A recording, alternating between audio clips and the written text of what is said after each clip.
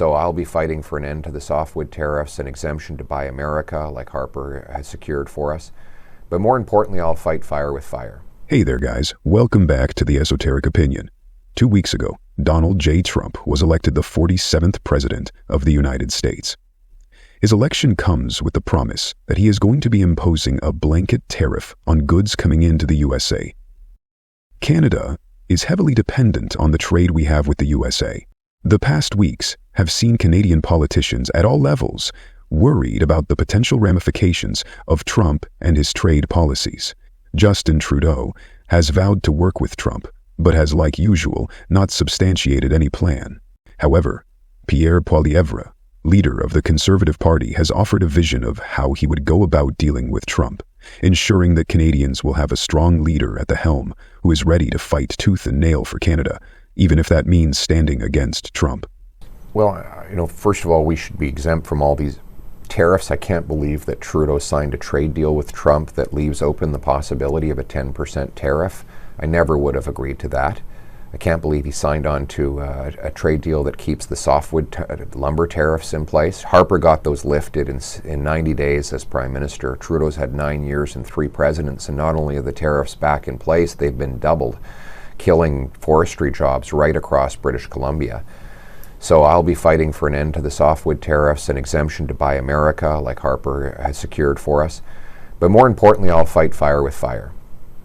The Americans have taken a net $500 billion of our investment in the last 9 years. We were winning the investment war with the Americans before Trudeau, having more American dollars here than we had there. Why has the money left? Why is it pouring out of our country?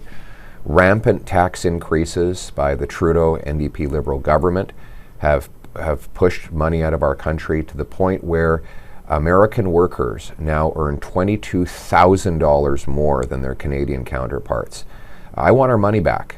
I will be axing the carbon tax, cutting income tax, cutting taxes on investment to bring home those hundreds of billions of dollars and to bring home production and paychecks for our people. Do you think you can work with Donald Trump? He's a transactional leader, if there ever was one. Do you think you can actually work with him? Because, we're his friend when he wants us to be a friend, and when we're not, we're not. And that's just the way he works. Do you think you can work with him?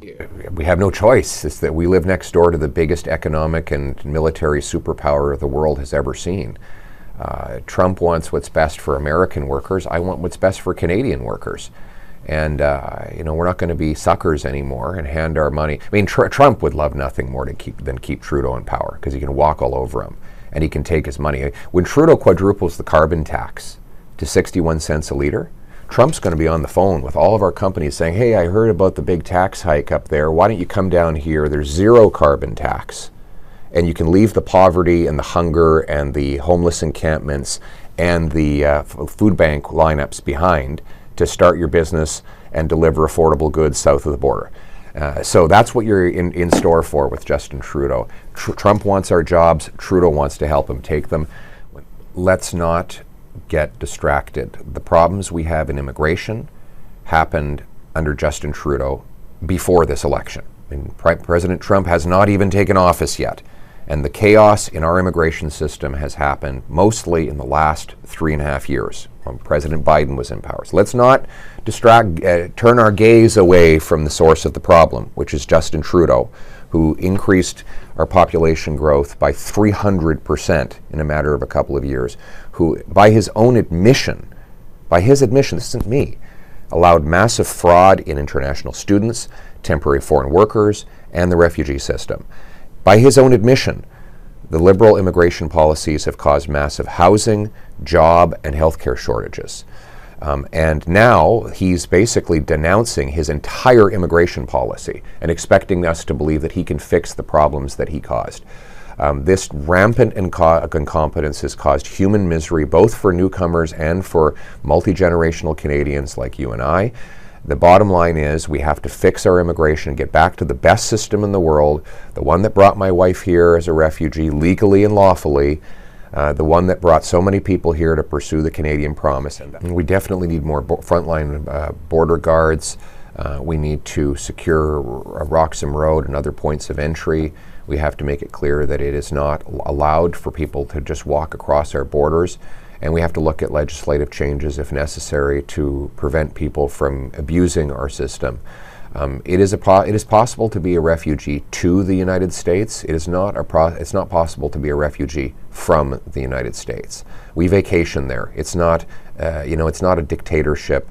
It's not a dangerous country that you need to flee from. Drop your thoughts down below, and don't forget to subscribe. Thanks.